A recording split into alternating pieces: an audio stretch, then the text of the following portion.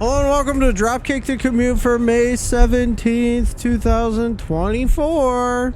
Galeer, thank you for picking me up in your car again. Dude, it's so hot out. I don't know what the temperature is for you over in the beach of Myrtle. I'll give you a live update right now. 78 degrees.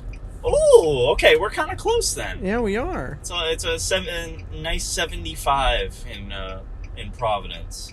So, you know, yeah. I was inside all day. I just left work, and I was outside for 5 minutes, and I'm already like blistering hot. And my seats are black leather. Oh, that's horrible. My shirt is sticking to my back right now, and I'm gonna take a shower when I get home. So you're also melting while sitting on the hot leather. Yeah, I'm like dying. Well, you know what else is heating up? What's that? The wrestling world, Galeer. Oh, really? Tell me how. How exactly is it heating up? Give me examples. I'll tell you how. Uncle Howdy took over the WWE Twitch channel yesterday.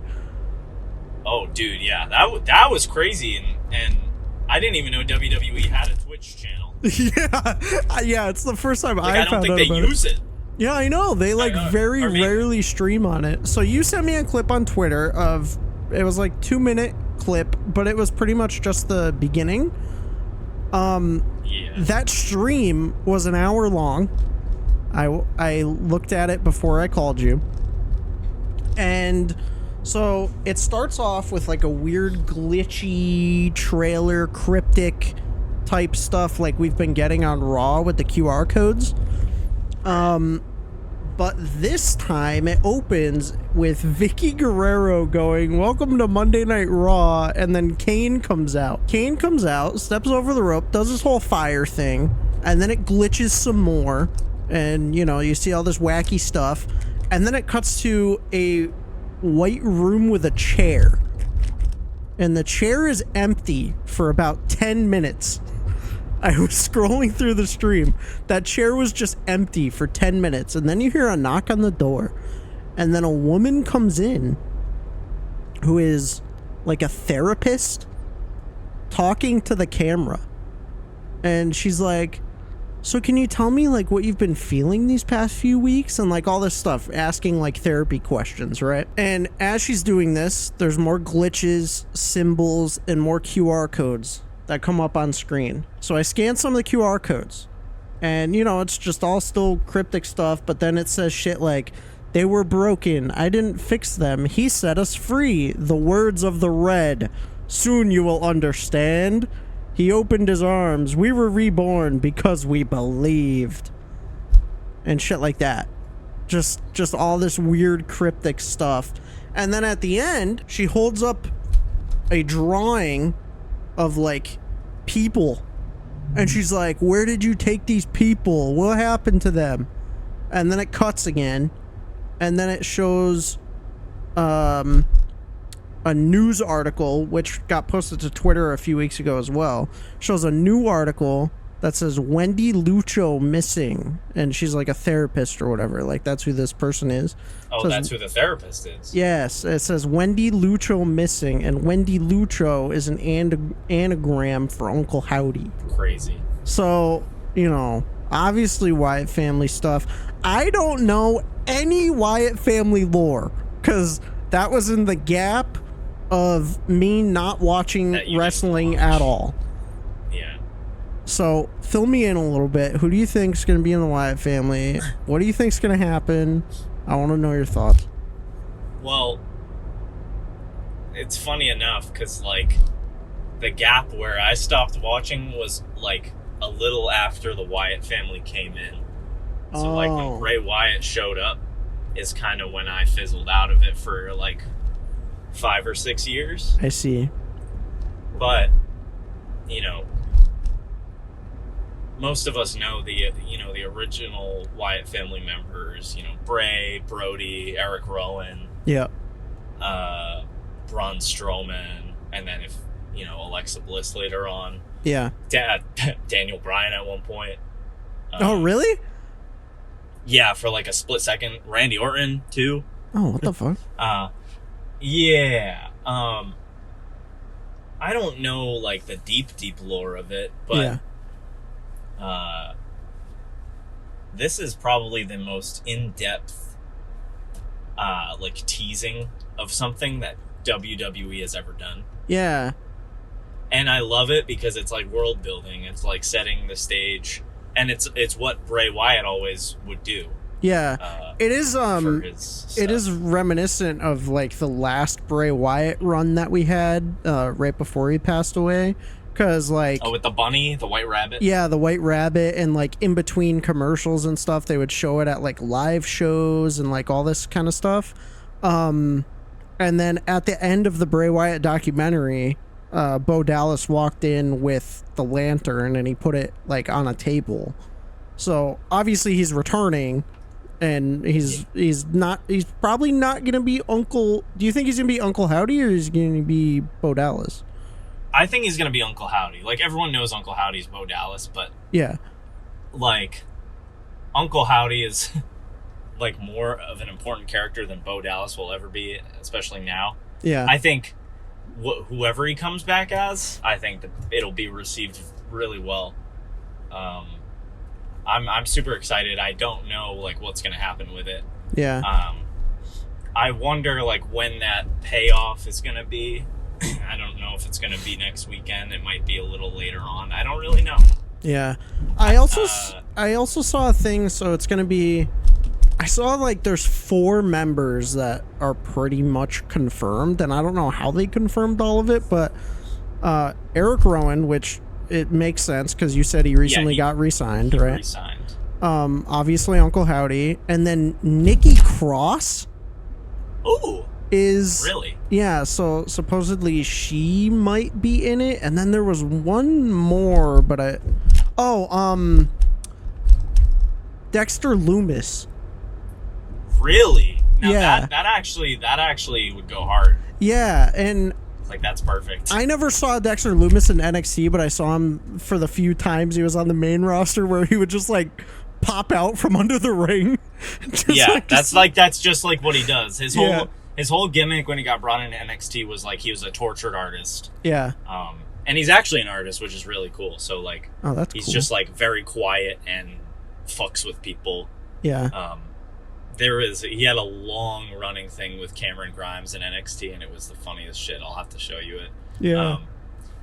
This, I don't think, like, I think about the White Rabbit stuff, but, like, really, like, this style of, like, teasing a return or a debut or what have you, I feel like the last time we saw it, and I know this might not have been when you returned to watching wrestling, but when was it? Like, pandemic or before that?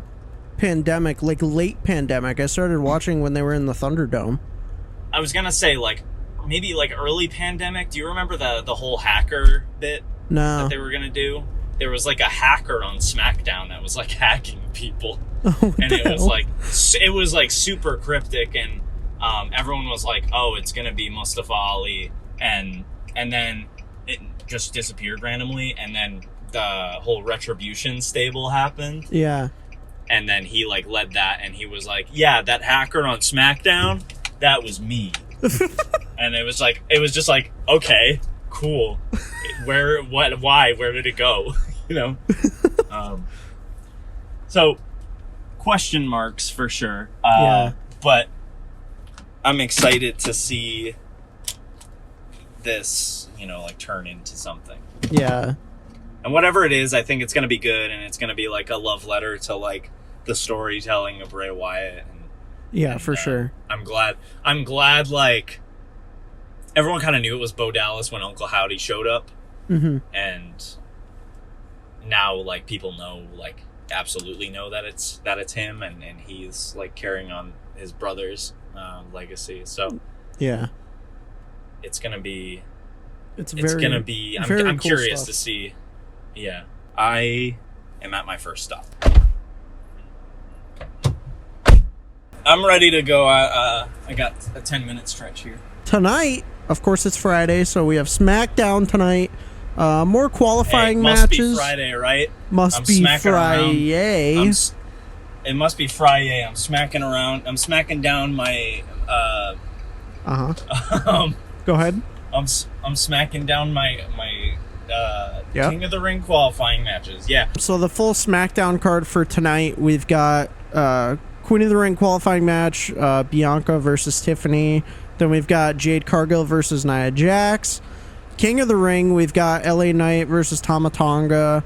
Randy Orton versus Carmelo Hayes. And we have the Cody and Logan contract signing.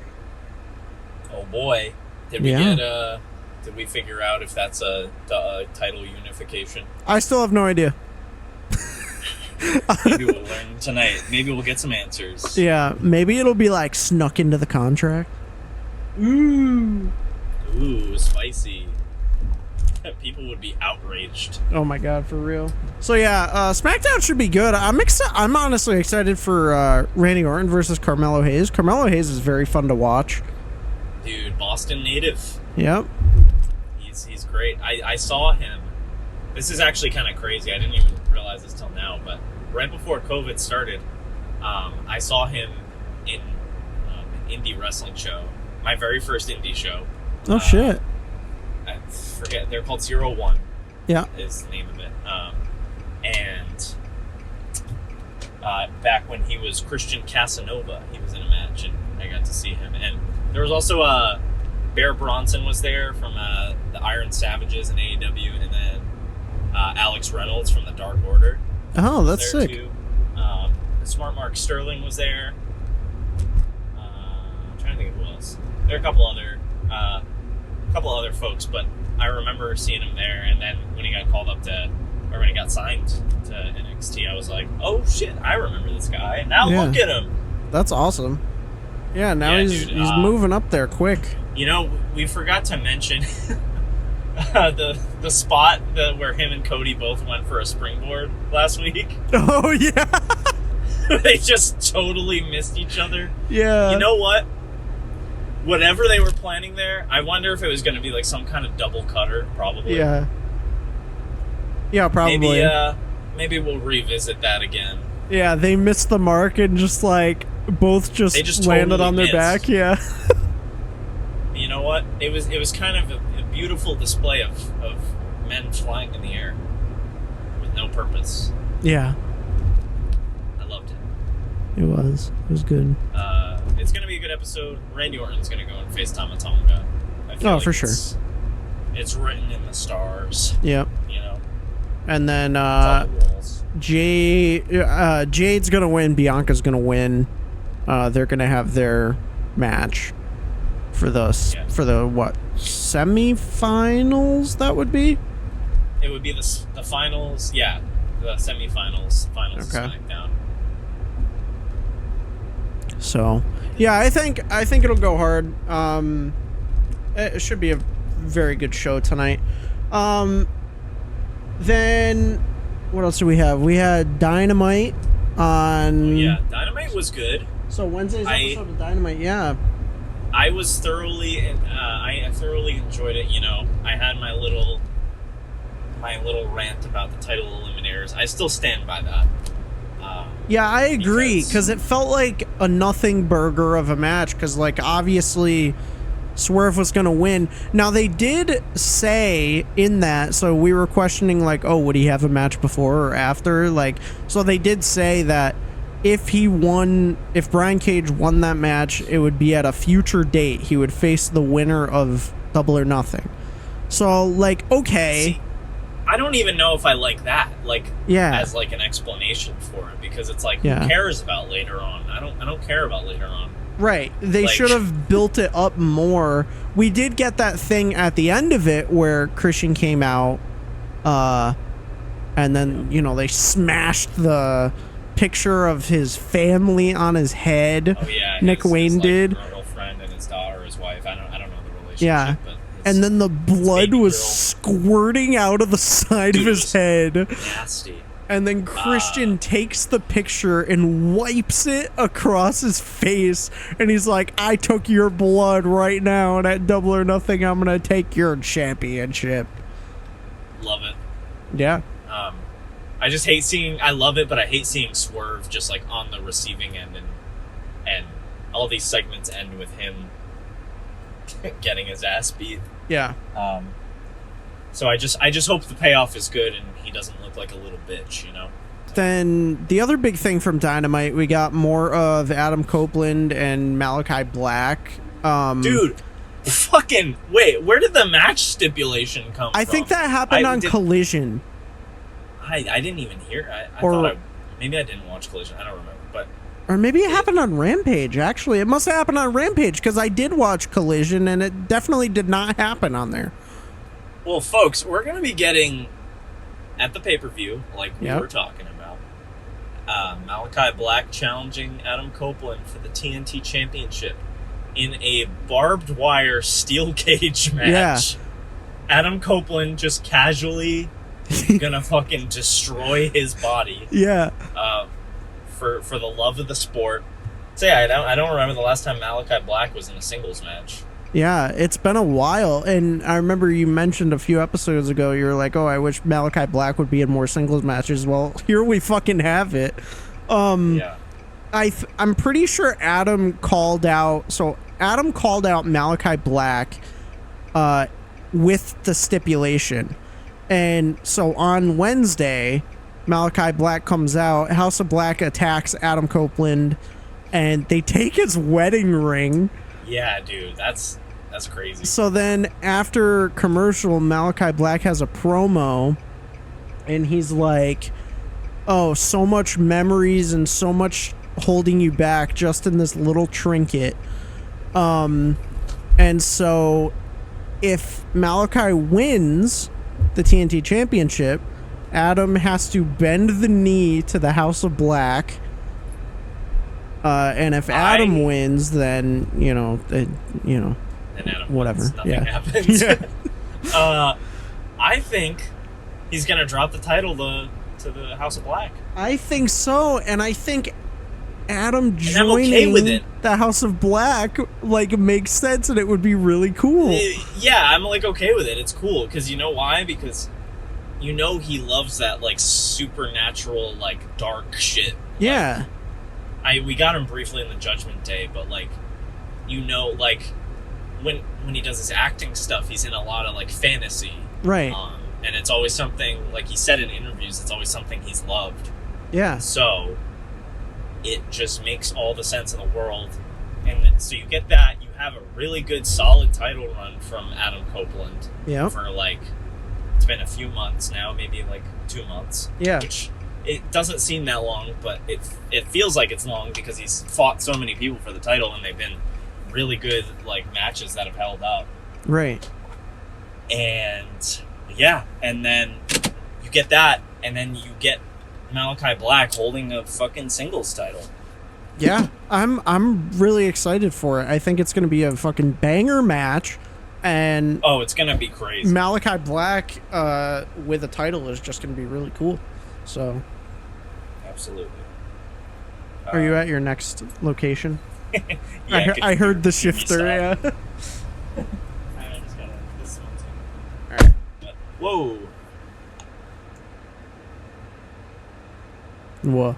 Hang on. My car just did a thing. Oh.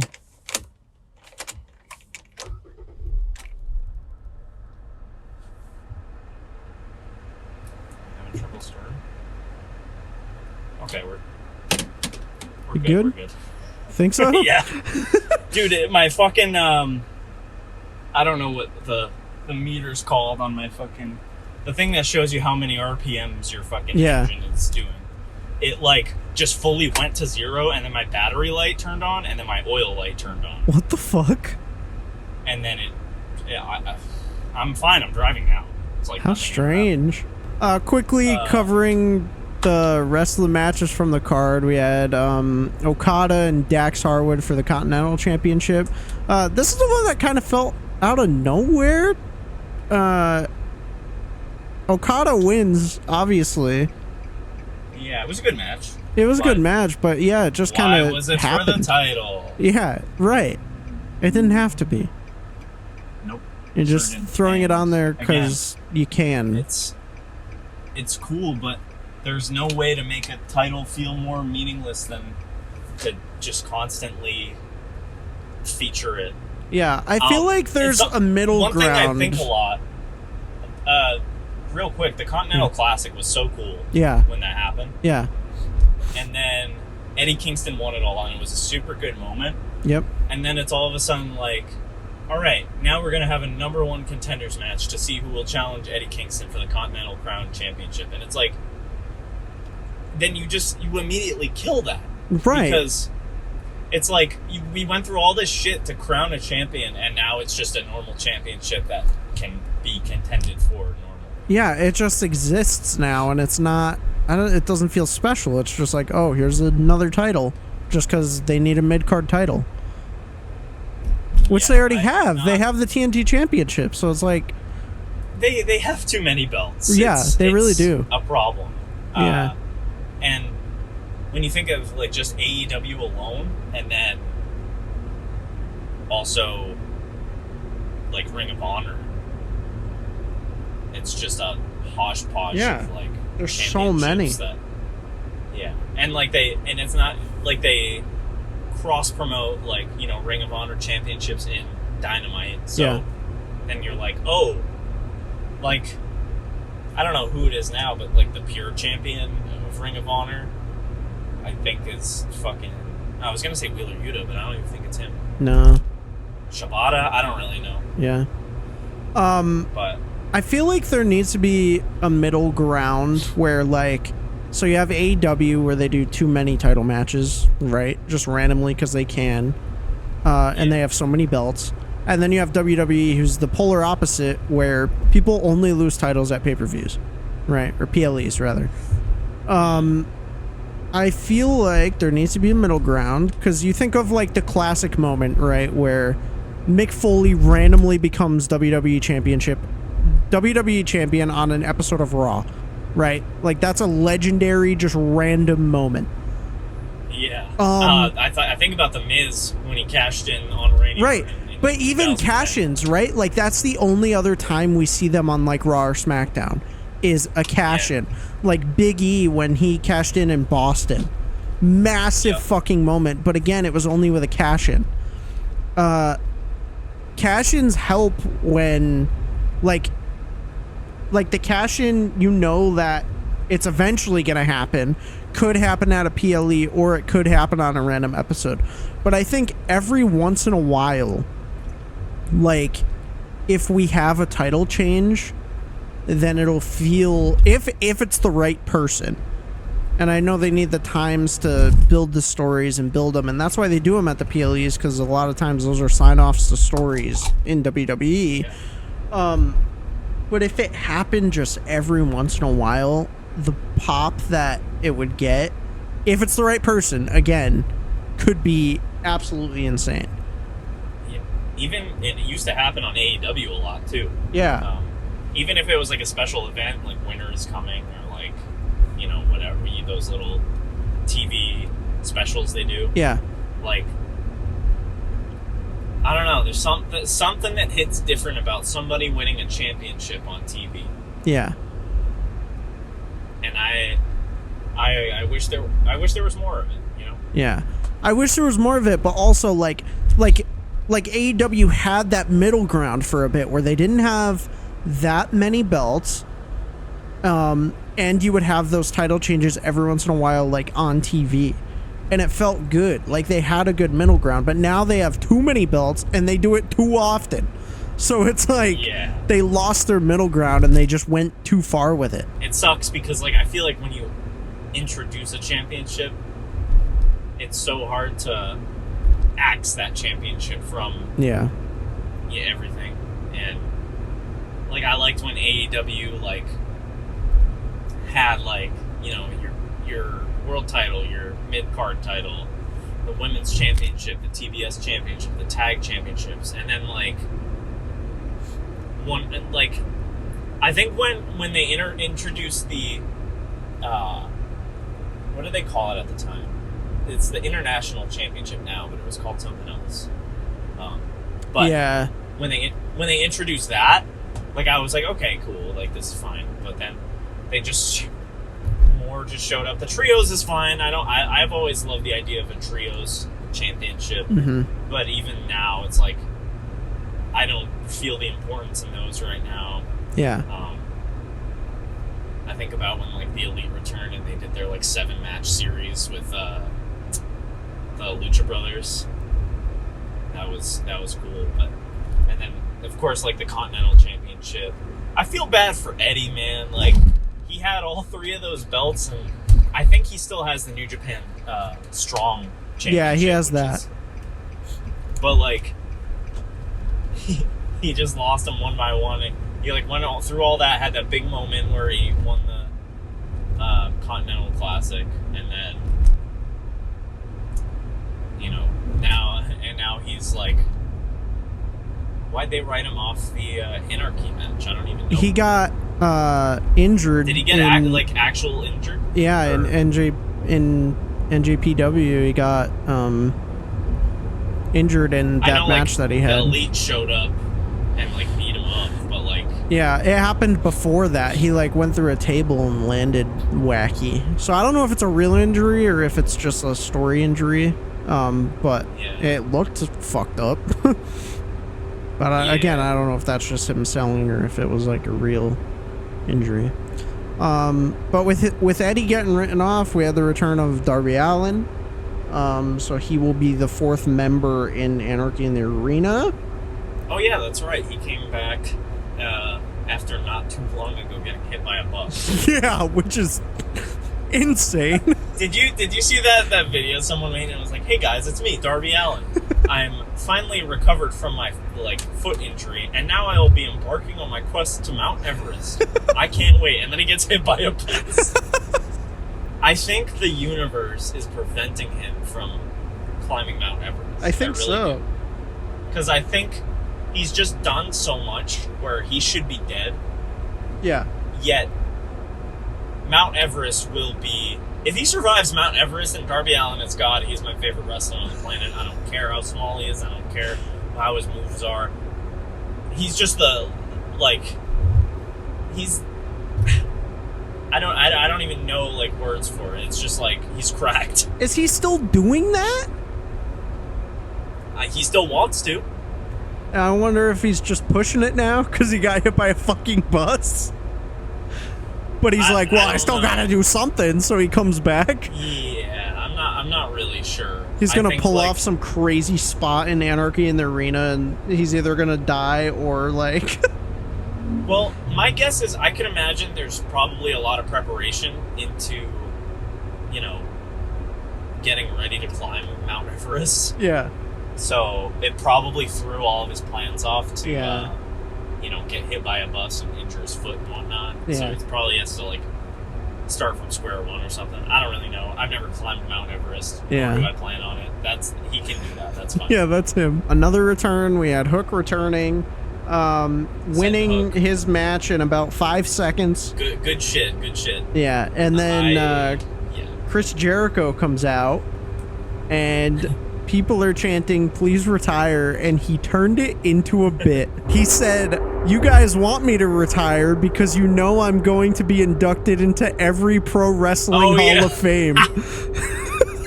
I mean, like, he's not wrong. Yeah. Like, he you know, objectively, Chris Jericho is one of the best to ever do it, but, like, I thought that was so funny. But then I'm pretty sure after he was like, it's not my time yet. I'm not ready to retire yet, or something like that. Yeah. I just love I love him coming out and being like, hey guys, great to be here. Like, such a fucking asshole. The fucking learning tree, bro. I love how episode 1 we're like, I don't really know about the learning tree. We've talked about him every single fucking episode. Yeah, he's living rent free in our brains. Yeah. The learning tree. Shout out, you know, Hook was like, I'm taking back the FTW championship. Yeah. And Chris Jericho's like, for the world championship. That's it. Yeah. Did you see him when Hook attacked Jericho and just took the mic? He like very quickly and like it was Oh, cool you, like, how he did it. bonked Yeah, he just fucking bonks him on the head with the mic. It didn't even look like it like hurt. It was almost like you just boop a dog on the nose. Yeah. Like he did that to Chris Jericho's head. Yeah. He was so gentle. He's just like bonk. Yeah, it was good. And then Big Bill just a fucking Obliterates him. being, just Yeah. destroys him. The size difference was insane there. And then backstage they had an interview with Hook, and he was like, you know, I'll fight. Kind of the gist of it was like, I'll fight anybody to get another shot at that title. And then Shibata shows up with the translator. Yeah. I've always loved that bit with Shibata, especially like at the end of them where he just goes, bet. Yeah. But like, and then so Shibata's like, you'll even face me, and then Hook's like, yeah, whatever it takes. And then Samoa Joe shows up, and he's like, I haven't forgotten about you. Yeah. Samoa Joe shows up, he's wearing, you know, he's in casual Hawaiian shirt attire, and he says, I haven't forgotten about you, Hook, don't worry. And then he walks off, and then Shibata plays his fucking translator, and it just says, you can't, what was it? Like, you can't be that large and wearing floral. Yeah. It's like a guy that large should not be wearing floral. And it's so good, God, dude. it was so funny. I love Shibata so much. Oh, man. Yeah, it's fucking incredible. Like, it was a again, a really good episode. I very much enjoyed it. We had two more matches on the card. We had Danielson and Moxley versus Cobb and Kyle Fletcher. I don't really have many thoughts about that match. We had Claudio come out at the end with like a crowbar. Obviously, Blackpool got the win, and yeah, it was a solid match. I mean, Danielson and Moxley, always fun to watch. Just build up. Yeah, I thought at first, I thought Moxley was going to be the one to replace Eddie. That's where I thought that was going, because the way they had it set up. Yeah. And obviously Moxley in Anarchy in the Arena. I mean, we saw him in Wembley, and I mean, they always put on a fucking banger match. Moxley's bleeding all over the place like he does. So I thought that was gonna happen, but then we got Darby, and you know, Darby's still gonna be a good replacement.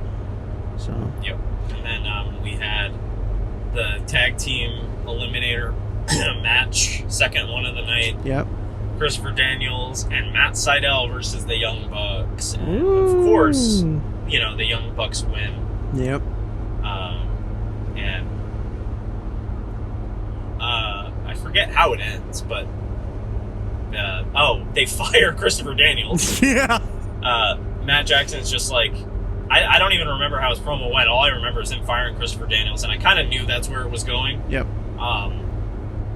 know, you're fired, etc. Yeah, basically he was like, your behavior last week was unacceptable, putting your hands on EVPs, and don't worry, we're gonna give you a severance package of a nice 30 days, and we have security to escort you out, so bye-bye.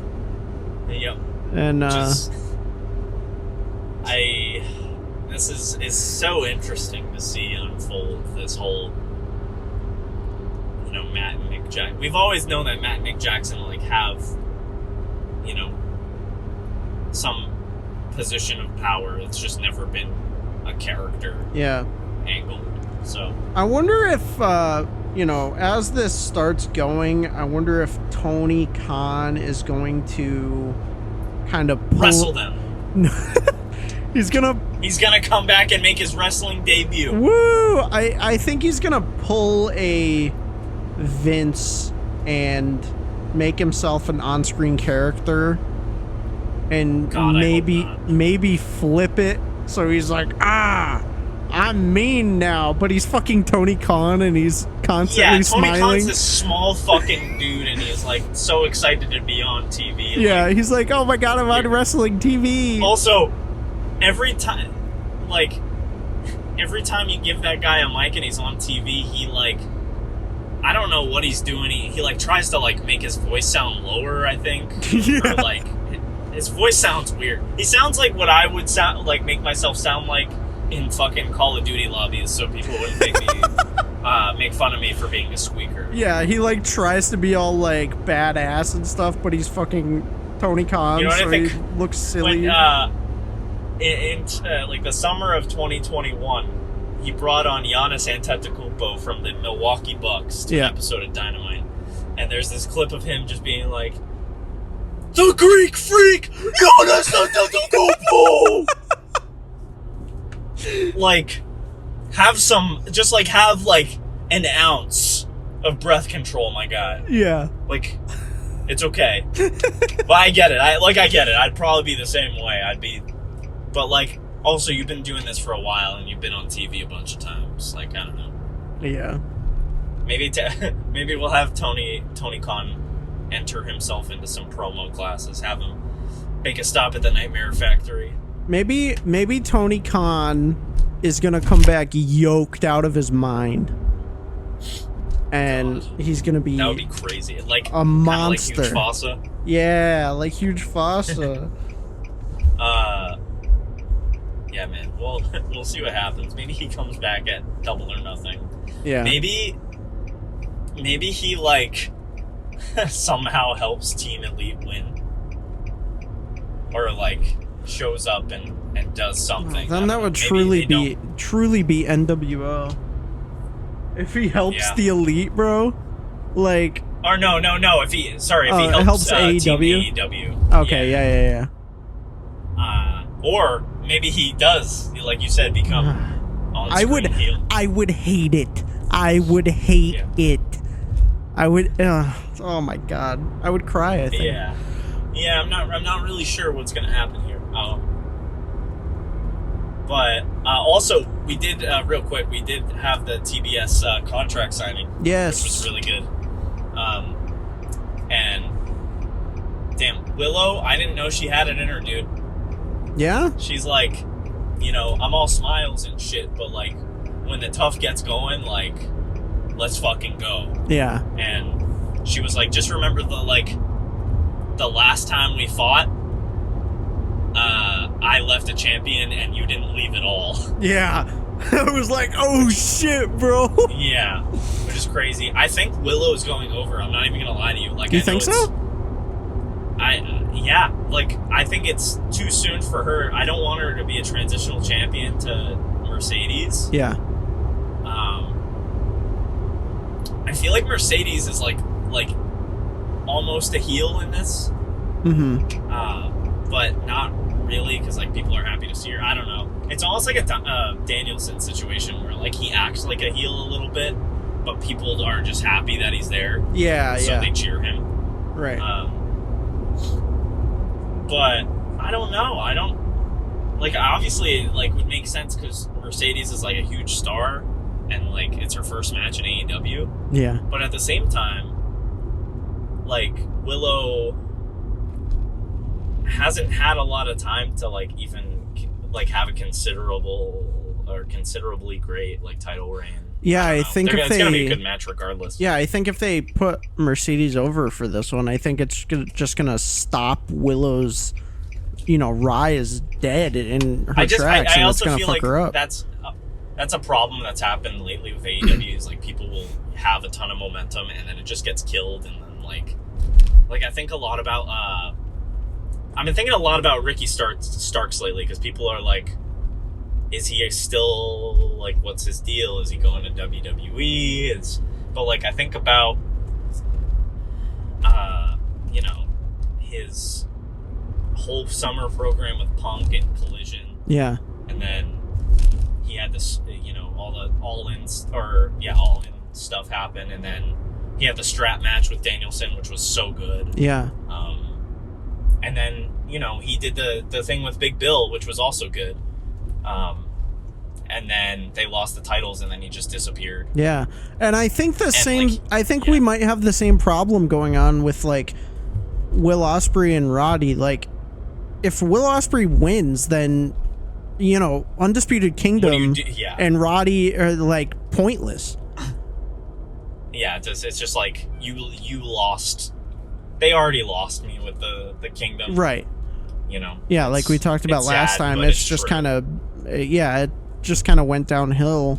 And if Roddy loses the title, I mean, like, it's literally nothing. Like, the flame completely goes out. Like, now it's like a little glimmer of a flame just sitting there. Well, you know, I think that's why I'm like on paper, Will Ospreay wins that match, but Yeah.